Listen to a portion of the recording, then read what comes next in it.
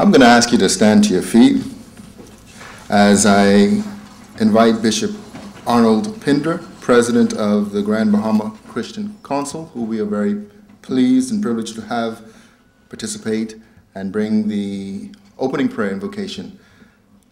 As he comes, touch somebody next to you real quick, since we in an environment where 2 or 3 are gathered together. Just touch somebody, see if we can agree on some things right away. All right, say good evening, hello, my name is.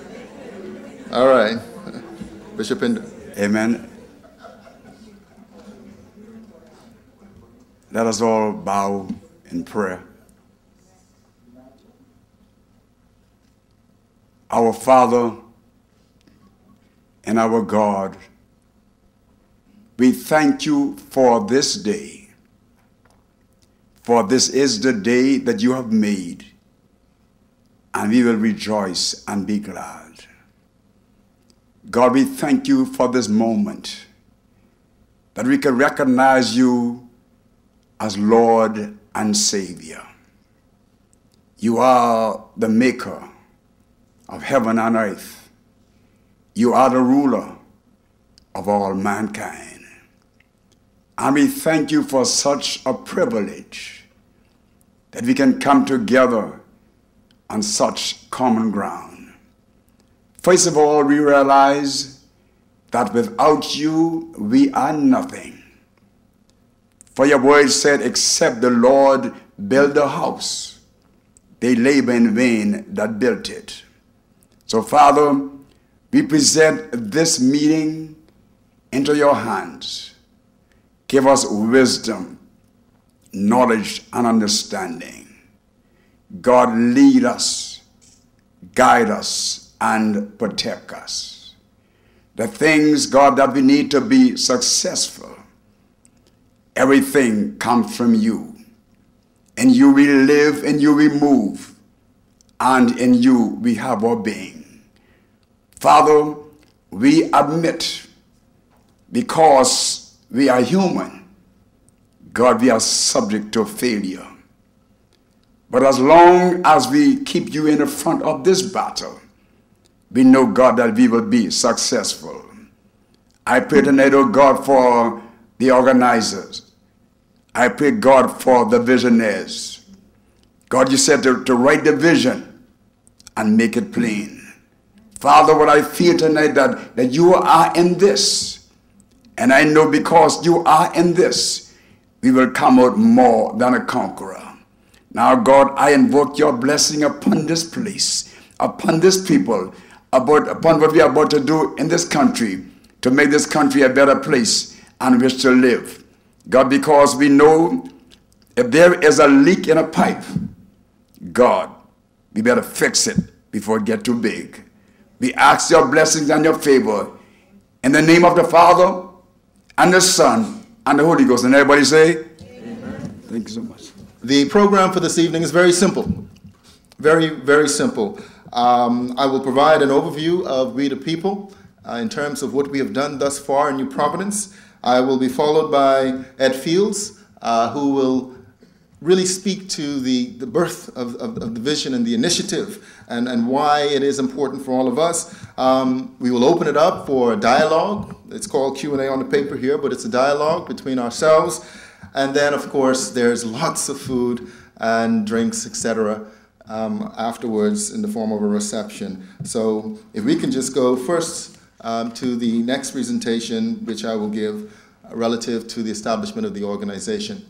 And Ed, at any point in time, if I begin to get too long, or if you begin to get tired, you let me know and I'll move on. You would have seen at the beginning of this evening a PowerPoint which was running in the background, and it had things like founding premises and goals, organizational definition, the People's Platform, which I'll speak to in a second. And it had a very important mission statement that simply says, through the participation of the collective of Bahamian citizens and residents, we the people shall use every possible means to originate, advocate, and promote actions that will build and advance the progressive development of the Commonwealth of the Bahamas and its people.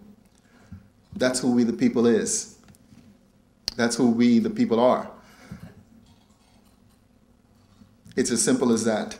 I think one of the first questions that everybody has asked us thus far since we launched on November 16th of last year, given the colors, they are Bahamian colors, is whether or not this is political. I'm going to leave that one to Ed. Okay, going to leave that one to Ed. But since the 16th of November, we have been very active. In fact, prior to the 16th of November, this has been an ongoing process in the mind and in the heart of several persons, particularly Ed Fields, for well over a year. And we have a group, if any of you had been to our website prior, called the First 30. And the First 30 simply is not our board, it's not our council, they're just the first 30 members. And they're the first 30 members of We the People, and they provide consultation and advice where necessary. And of course, Olivia is a part of that. Subsequent to our launch, we have been very active. I can tell you the organization in New Providence has grown to over 600, almost 700 persons. And that is without a marketing campaign. That is without a push. That's simply on the basis of the founding premise, the mission, the goals, the objective. I know you would see from our slogan, we are simply committed to a process of change. So in other words, we question. We question the norms, and we ask whether or not things can be better. So we've been pretty active, and one of the first things, and the way that this works is it's a membership-driven organization. The membership fee for We the People is $10 a year. You want to be a member for 3 years, that's $25. It's nominal. It's nominal, and it's structured that way to have as much participation as possible. In business terms, there's something called economies of scale. Well, we're applying economies of scale simply to the element of human resources, people. In other words, we're saying through our collective, the more persons that we have, the more ideas that we can generate, the more people power that we have for change. It's a difference when Ed Fields advocates on behalf of eliminating an immigration form. And I believe it took a number of years. But it's a whole different story when you have 600 people doing it with one goal, one mission, 1,000 people doing it, and hopefully 10,000 people and more throughout the Commonwealth of the Bahamas. We have decided that we want to be a group that's non-political, that's research and advocacy based, that's obviously not for profit, and that is membership driven. We the People. And if you had a chance to go to our website, all it simply means is that you have an opportunity to present your suggestions. If I was to ask anybody in here to name one thing or two things that upset, that irk, that bother you about whether it's just within your daily lives relative to things that can be improved in this country, I believe I would get a hand raised from every single person in this room. We talk about it all the time on the radio stations, but now we're talking about how do we solve them? How do we solve them? And not how we solve them through the government, unless it has to be solved through the government, or not how do we solve them through the port, unless they have to be solved through the port, but how do we solve them as we a people, or we the people. And that's the essence of the organization. So in New Providence, our members literally determine the path of the organization, which is absolutely the same thing that we hope to do throughout the Commonwealth of Bahamas. We're not here to present a platform to Grand Bahama because we don't know. That's obviously something that Grand Bahamians will do better than anybody else. But every single one of these programs that you see here has been a suggestion that has been made by our membership. You join, and the expectation and the very first thing that we expect after joining is participation. So, what are the issues? What are the problems? What are the solutions? What are the opportunities? I shouldn't say problem. What are the opportunities? Well, if you've been to New Providence recently, it's not too hard for anybody to guess. In fact, this is probably the number one thing that we get on a weekly basis every time a new member joins in terms of how do we fix some of these things in New Providence? Well, traffic. Oh, traffic in New Providence. And our very first project was a traffic study commissioned by We the People last year, the end of November, that highlighted, I think it was probably 90% or 80% of lights, Ed. We have issues on the island. It's probably 90% now. In terms of traffic light system, we had a consultant go around, and this was a suggestion from a member we need to have input into how do we fix this particular issue relative to traffic system, because obviously it impacts our quality of living, right? Ed likes to give the example, about potholes. That impacts the way that I feel every single morning. I could tell you that. Traffic on New Providence impacts the way that I feel every single day. And the way that I feel is obviously going to impact those that I encounter throughout the day. So I'm headed to work upset because, I see the pothole 100 yards before I hit it. And for 300 yards after I hit it, it's still on my mind throughout that entire morning. I might have pass on that frustration to my coworker. And the same thing might be happening on the way back home. I may pass on some of the frustrations that can be avoided in terms of our daily living onto the people around us. So it's a quality of life issue that we're talking about, but that we tend to take for granted in the Bahamas for things that are simple and for things that are big, but we tend to wait for somebody else to try and solve our problems. Traffic system. We are told that some things are being done relative to that, so we'll see. Government house beautification. Now, it's our state house, and a member simply said, listen, our national treasures are in trouble. Whether it's government house or any of the forts, it's just in poor condition throughout the Commonwealth of the Bahamas. And another member would have said, listen, we need to have more green projects. We need to have more green space. Some members say we need to have, in every single government subdivision, you should have, not just have the allocation for the park, but have the park. So these are what people are saying are issues. And you're wondering, well, how does we, the people, going to change that? Well, I believe, as Bishop would have prayed, that something happens when people get together.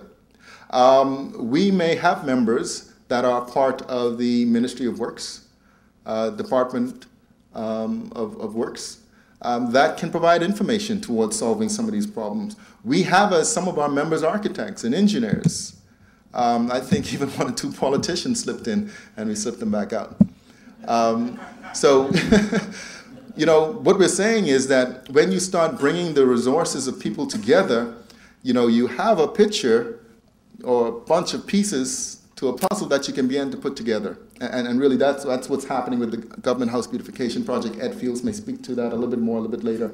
I want to speak a little bit more in depth about this particular one, the third bullet point, called the Police Athletic League.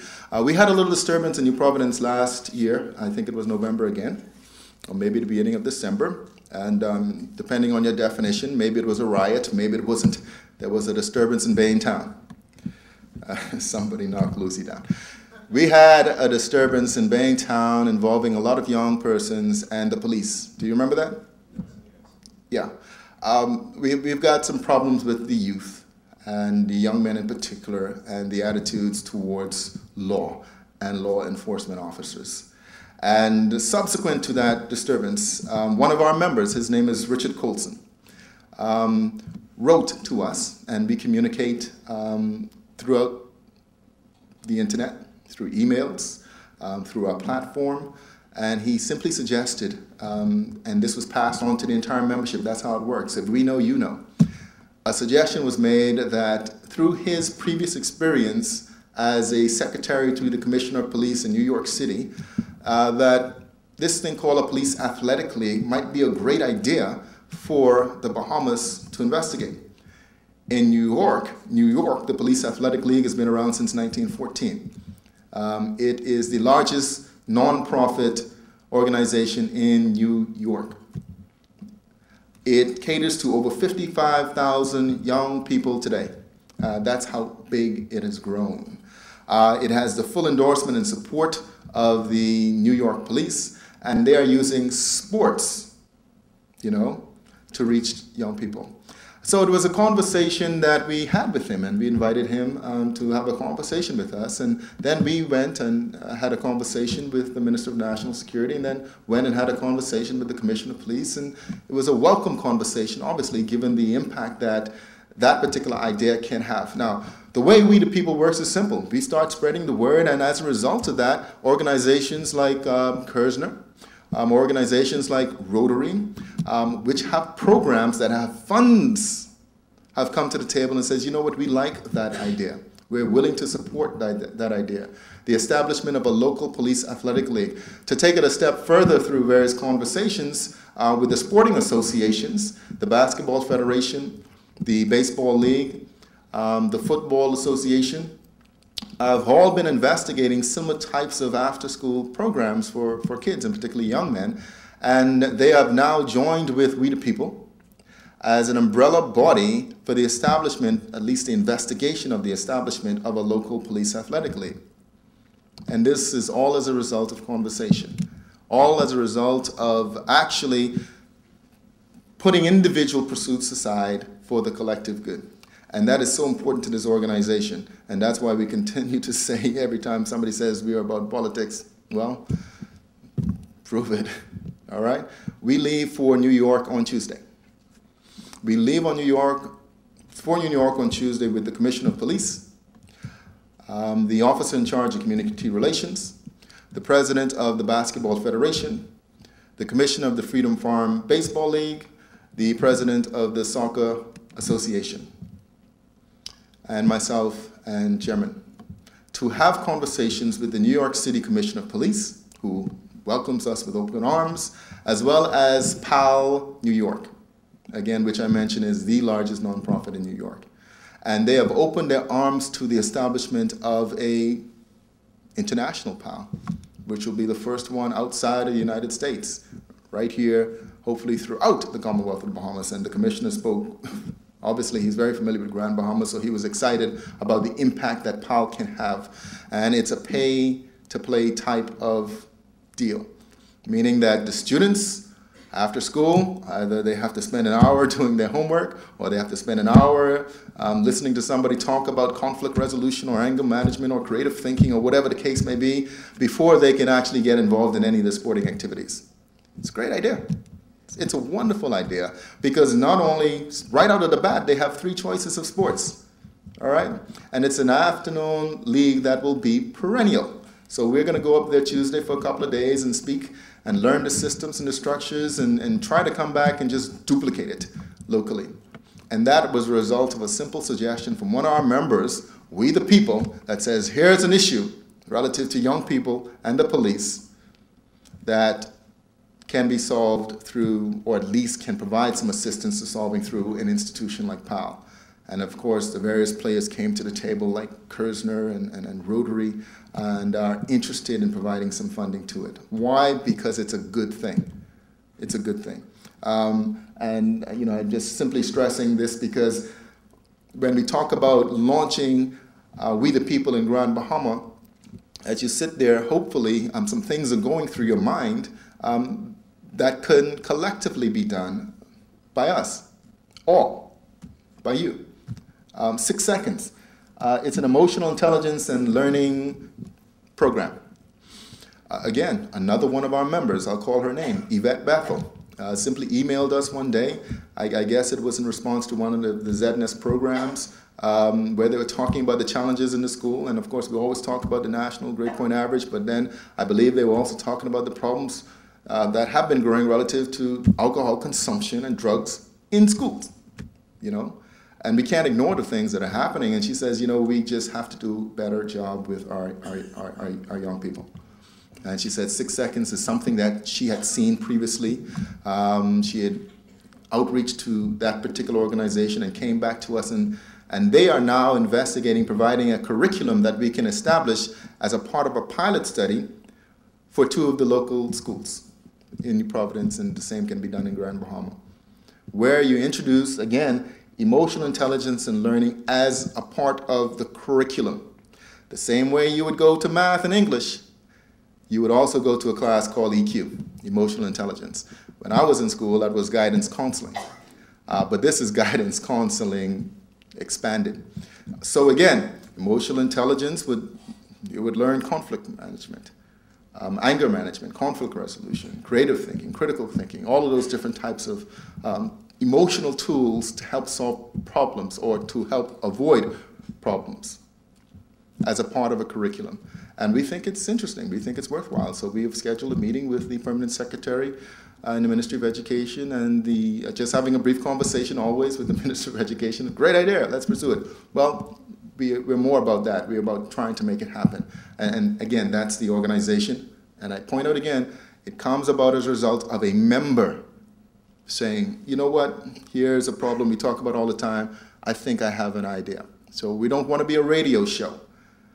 We want to be solutions-based. Next slide, please. So who have we met with? We've been busy. We've been very busy. Met with the Governor General. We talked about a whole lot of things. If you know the Governor General, so for folks, and he was very receptive to the whole concept of the organization.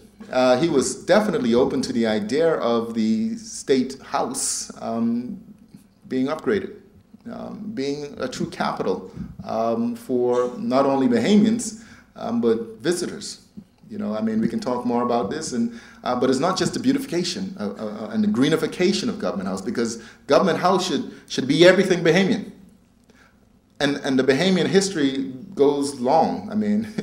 It goes long, So that representation should be throughout the State House. And in addition to that, as Ed would have even expanded upon that idea, it's in the center of the city. It should also be a tourist attraction. Self-funding. And of course, when you go to government with ideas like this, it's going to be brushed aside 9 times out of 8 if you don't have the funding to support it. All right. Minister of National Security, with regards to Powell, the Commissioner of Police and his entire executive team, the Minister of Environment, probably next to traffic is trash in New Providence. Okay. Life at Key gifts and grants. They're very interested in education, and when we spoke to them about 6 seconds, they were excited about it and said, well, how can we work together? How can we, the people, be the umbrella body for programs and initiatives that we are looking to do?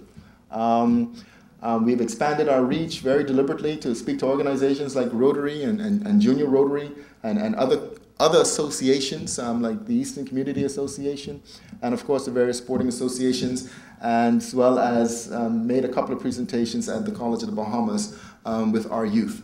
Next slide. Activities and events. Well, Ed spoke at Business Outlook this year. We had a very interesting membership drive at the College of the Bahamas where, I tell you, the students were, that's where the future is. They asked some heavy questions. What is We the People about? How is this going to benefit me? So we asked them, how is you going to benefit we? So that's where the future is at. We got over 100 students to join. We have established 13 business registration sites. It's important to know that We the People business membership, it's not a chamber of commerce. It's only for individuals. And individuals obviously frequent businesses. So if you want to join We the People, not just as do we have an office location in Marathon Road, but we have 13 business registration sites like Doctors Hospital, Buttons, Kelly's, Phil's Food Service, and it goes around. And of course, the People's Platform. Just very quickly on the People's Platform, I see Ed went like that. That means hurry up. The People's Platform is on our website. So if you go to wethepeoplebahamas.org and click on the People's Platform, and no apologies for the word, that's just what we called it. We utilize an interactive mapping tool with Google Earth. So right now, if you wanted to zoom into, what's the street that this is connected to? Regency? Sunrise Drive. Highway. Grand Bahama. You can zoom in on Google Earth straight to Sunrise Highway, Grand Bahama. And if there's an issue somewhere along Sunrise, you can actually tag that and type in what that issue is. And we also ask, if you're going to say something that there's a problem, you also have to say something that is a solution to that problem. And we also ask and insist that you tell us who you are. There's no anonymity. Everything is very transparent. And that's the culture that we're also trying to change with most of our communications, from newspapers to radio call-in. Who are you? If you're going to say something negative, then be brave. So the People's Platform has all kinds of things that people have been attaching to, literally to the locations throughout the Bahamas. And that's how we got here to Grand Bahama. We were invited by you. Next. Okay, that's just a photo from the press conference we just did on Wednesday past in preparation for our trip this coming Tuesday. I don't want to be too much longer in terms of being long-winded, and I'm going to move the program right along because we certainly want to be able to talk a little bit more with you in terms of questions and dialogue. I want to thank you, but before I start, I want to kind of tag on to what Phil was saying. I just want to use two examples. And one is this immigration form that Phil alluded to. All of us as Bahamians or residents, of course, when we return from abroad, we have to fill out that form. And for about 10 years, this form has been annoying the holy crap out of me. And mainly because I never have a pen, you know. But all of a sudden it dawned on me that the form which states an immigration form makes no sense because as a Bahamian, I can't immigrate to the Bahamas. So I went on this campaign through about 5 ministers and all sorts of people about why do we need this form? Why do we have to fill out this form? So after I got to the 5th minister, I decided one day when I was coming back on a trip with my wife and about 10 other people that I was not going to fill out this form. So I said to my wife and my traveling companions, y'all go on this line because I go on this line and I don't want to start any problems for y'all. So I went on the line, I said to the supervisor, can you take to the lady, I said, can you take me to your supervisor? She says, why? I said, well, because I'm not going to fill out the form and I don't want to hold up these other people. So just take me to your supervisor. So she happily got up and took me to the supervisor, and I went into the back and I sat down, and they said, well, Mr. Fields, what do you want us to do? I said, well, let's just define immigration together. So we went through that whole process, and I said, so how do I immigrate home? So they went into a corner and had a little muddle and huddle and came back. And I said, well, so what is it that you want us to do? Because, we notice for true, when you go to Canada and then places, if you're from Canada, you don't have to fill out any form, or if you're from the U.S. and you go to, so all of a sudden they began to realize how ridiculous it was too.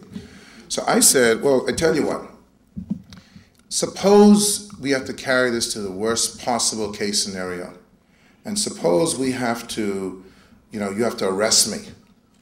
What are you going to do? Deport me to the Bahamas? So they kind of just said, well, we'll just stamp it and go. They just stamped it and went.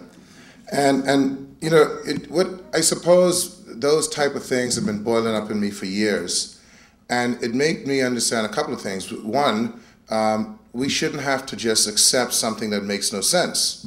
The other thing is that we don't have to be ranting and raving to get something done.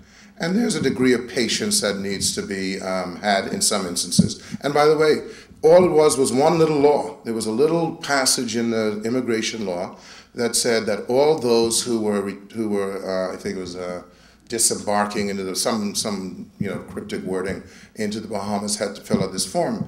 And I imagine it must have been designed when the only people who traveled were non-Bahamians, because Bahamians didn't have any money to travel.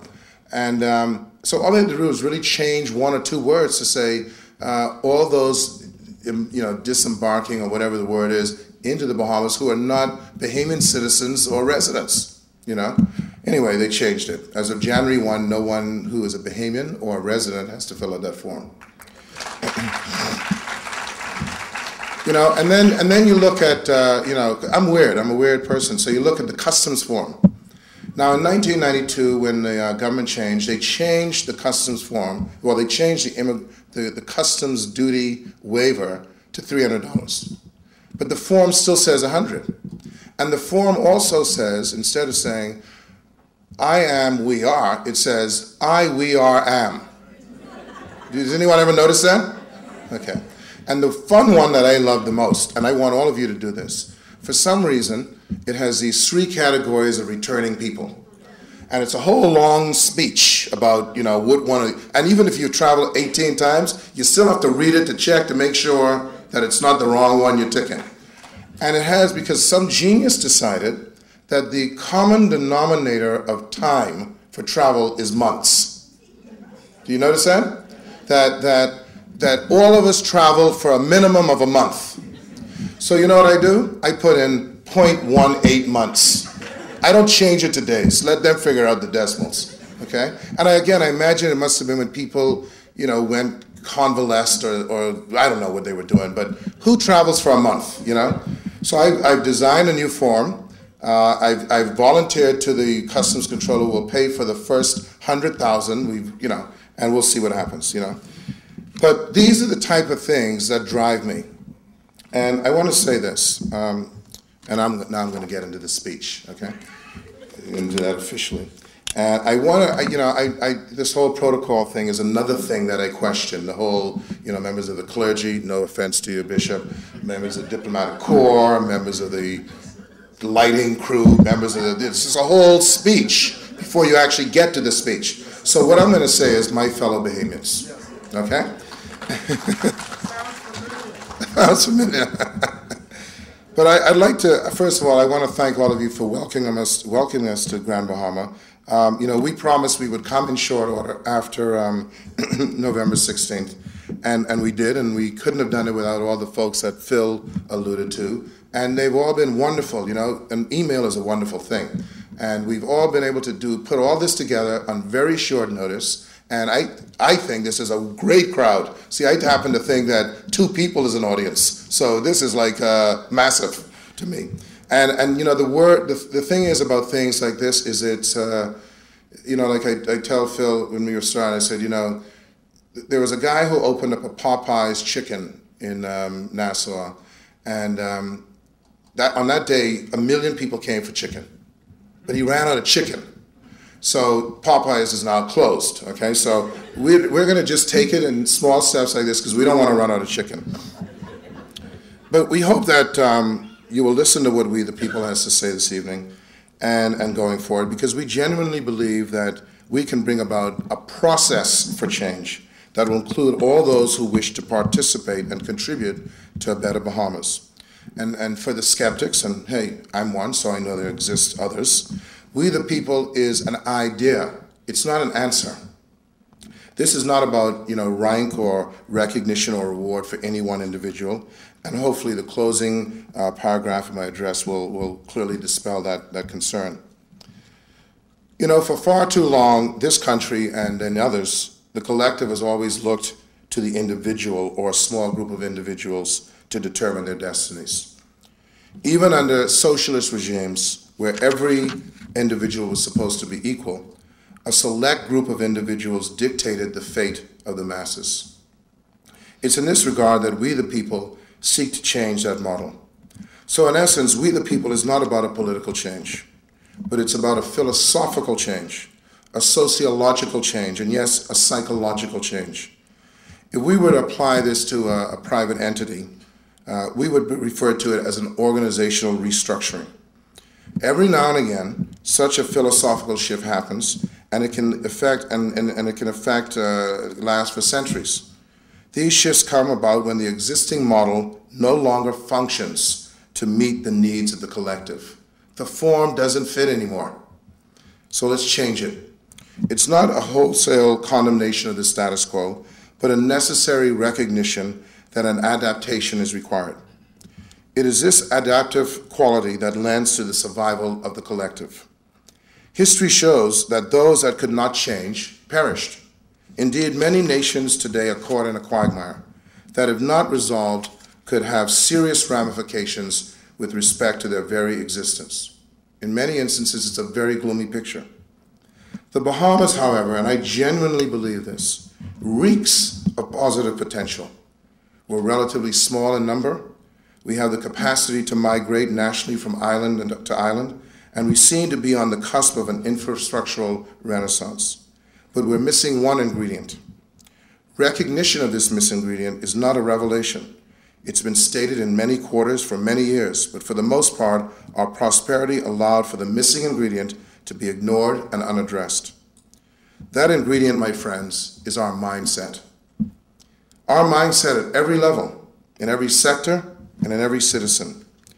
It is indeed our individual and collective thought process that needs restructuring. You know, our ability to Mercedes-ize and Yerman-ize and satellite-ize and mansion-ize has left us a void. Ours is not about a common cause, but individual achievement.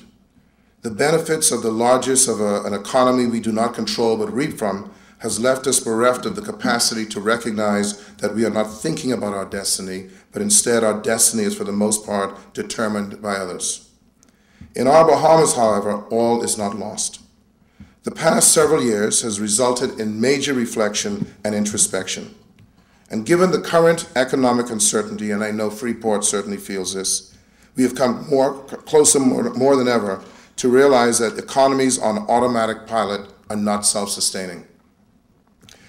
During the preliminary gathering of We the People, some of the first 30, that is the first 30 members that Phil referred to, one of the groups stated, in order for the Bahamas to reverse the course it's on, it's incumbent that we look at every single system that is in place with a view to revamping it.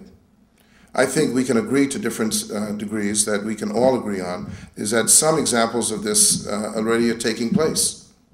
But beyond that endeavor must be an even greater undertaking, and that is our Bahamas must be committed to the process of change. You know, for most human beings, corporations, nations, change is an itinerant occurrence. It's intermittent at best, forced on us by negative stimuli, such as recessions, loss of key personnel, market shifts, technological advances, etc. But therein lies the necessity for a philosophical and, again, to some extent, a psychological shift. This is especially so at the leadership levels in our community. In addition to revisiting, reviewing, and revamping all of our systems, it is necessary for the consistent progressive development of our Bahamas and its people that we are committed to the very process of change. Change must become the acceptable norm. No matter what success we have, our efforts should be committed to continually reviewing all those systems in a manner that allows for change. The absence of adopting this philosophical shift will lead to what we now endure: quantifiable, insufferable inaction. We are essentially paralyzed by our fear of change. Hence, change is not happening at the rate it should be, or needs to be, and subsequently our quality of life is impacted exponentially. For that philosophical shift to happen, however, there's another critical ingredient that has to be addressed, and that is our engagement, or lack thereof. Change cannot happen if only a few of us are engaged in the process, and hence We the People is structured to encourage first and foremost engagement. From this will spring the ideas that will build our nation, and that which will lend to improving and maintaining an acceptable quality of life for more of our people. In the weeks, months, and years to come, you will see the announcement, development, and execution of some of the ideas that have already come forward, and Phil has shown some of you tonight. And they keep coming forward every day. And won't it be a glorious thing, folks, when we can boast of a Bahamas leading the way with respect to how we participate in the management of our country? It's as simple as that. Now, let's look at how simple it is. If you look at the brain power in this room, how is it being utilized? If you want, I could go from person to person and assign them to a team. There are those of us that would be on one colors team and others who would be on another colors team. And in fact, we are so oriented that many of us cannot fathom the occurrence of an organization that is somehow not either aligned with one team or the other, or that is not seeking to establish itself as the team. Now, let's look at how opposing teams work. Opposing teams are usually determined by some distinctive difference. Different cities or countries, different colleges or high schools, but they all have one common objective: to beat the pants off the other team. If you look at you know, you guys, I'm sure, are football fans. If you look at the Miami Dolphins and the New York Jets, and I'm just going to take a sip of water.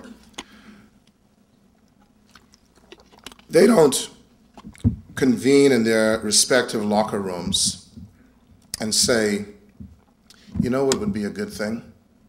Let's figure out how we can tie today. No. Their goal is to beat the other team. In the case of politics, the only distinction that is often based on these different teams is ideology. And I dare say that I'm not very clear on the distinction based on ideology in Bahamian politics. Hence, we are left with a system where it's just win at all costs and at the expense of stalling progressive development and achieving our collective needs.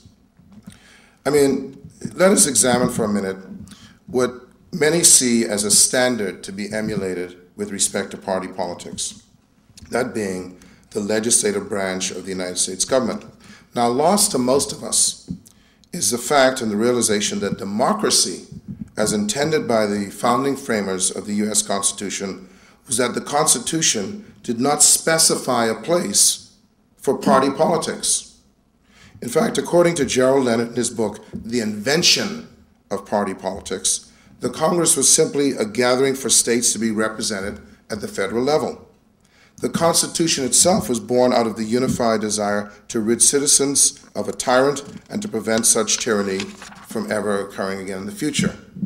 According to Leonard, it was a constitution against parties, and many actually condemned foreign opposition as destructive of the public good and fatal to public peace. Does that state of affairs sound familiar? I mean, let's look at, again, the rationale. If you have a group, and it doesn't matter which group it is, and the title of that group is the official opposition, what are you going to have? It's not named the official cooperation, it's named the official opposition. And that's what they do. So if we're trying to achieve something, it can never be agreed on. The goal is to win, not to have peace and harmony. But as is inevitable, the gathering of human beings, even though if you look on the Declaration of Independence in the United States, there's a list of names, and they are listed by state. There's no party affiliation. Their goal was to meet and to represent their people. But as inevitable, the gathering of human beings will lead to dissent and division. Hence, Catholicism led to Anglicanism. Ronnie and I have had that discussion. Or Lutheranism, you know, my good friend King Henry. Or Lutheranism to Methodism. Federalism to Republicanism.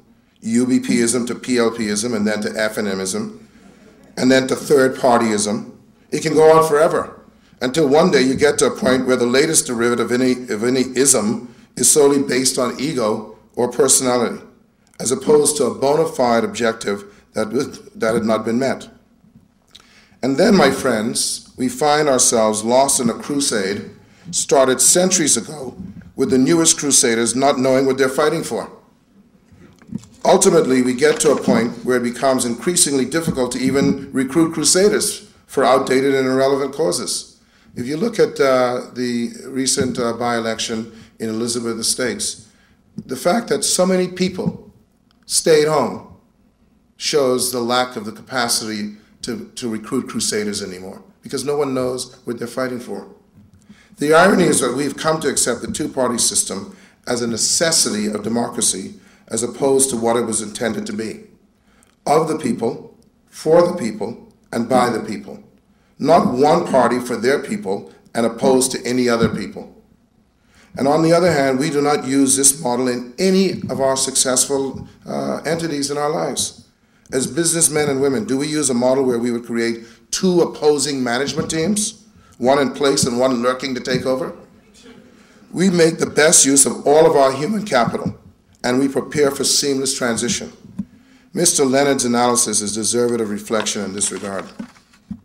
The gridlock caused by party politics is not only destructive, it's irrationally destructive. You know, I've, for the past few years, gotten to know someone and consider them now to be a good friend. I don't know if they feel the same way, but I will go on the assumption they feel that I'm a friend. But I do consider, and while I don't consider myself to be a card-carrying, convention-going member of any political party, my past open support and my family ties for one team versus the other is opposite to the politics of my new friend. So one day, while engaged in a conversation related to the common welfare of our children, in mid-sentence I just queried, "So why are we opposed to each other again?" Not entirely surprising, but revealing, the answer to the irrational nature of our opposition was, "I don't know." More importantly, she nor I did not know because there was no philosophical, social, cultural, or economic foundation to our being on different teams other than emotional family ties and other baseless reasons. And so here's where we are, my friends. Here's where our Bahamas finds itself. The question before us is, what are we willing to do for their Bahamas, the Bahamas that will be left to generations to come? In my mind, the answer is simple. Foregoing the need to call on the typical historically played out acts of revolutions, coups, or civil wars like what we're seeing in the Middle East, we merely need to abandon the shackles and cages of our philosophical status quo. We will find that they're unlocked. I'm not under any delusion that the system can be similarly, or for that matter, summarily dismantled and abandoned, but through a willingness to commit ourselves to a new way of thinking, which, by the way, is free of charge, excuse me, we can begin to refurbish the system over time. Like all refurbishment, it's painstaking and time-consuming, and we don't know what we will uncover in the process. But it is action that results in renewal and restoration, and that is why we proceed. What we are witnessing in our community today is an absence of action that can only lead to destruction and deterioration.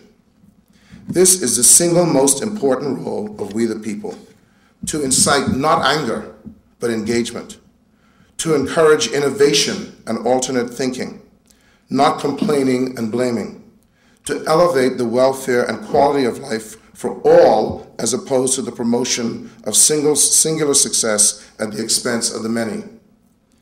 In this effort, every single citizen must come to accept a balance between his or her needs and the needs of the community. But more importantly, to come to realize that if the needs of the community are met, individual growth is more possible for more people. Equally important, however, is the fact that history has taught us that philosophical thought is hollow without accompanying action. In that vein, I am not so arrogant as to believe that these assertions are new or exclusive to my mind, which I'm sure many of you would say is kind of convoluted anyway. In the Bahamian context, however, we the people is an attempt to bring structure, substance, and strategy to philosophical thought. The attempt is expectedly met with blank stares and expected cynicism, simply because it's a starting place. Or as our executive director, Phil Simon, put it, a blank canvas. And the metaphor should not escape us. Artists are never fearful of blank canvases. A blank canvas excites an artist. It represents an opportunity for creativity, for innovation, for insightfulness, for a personal journey of growth for the artist, and the possibility of enlightenment for those that he is able to share his journey with. The artist does not concern himself with the status quo.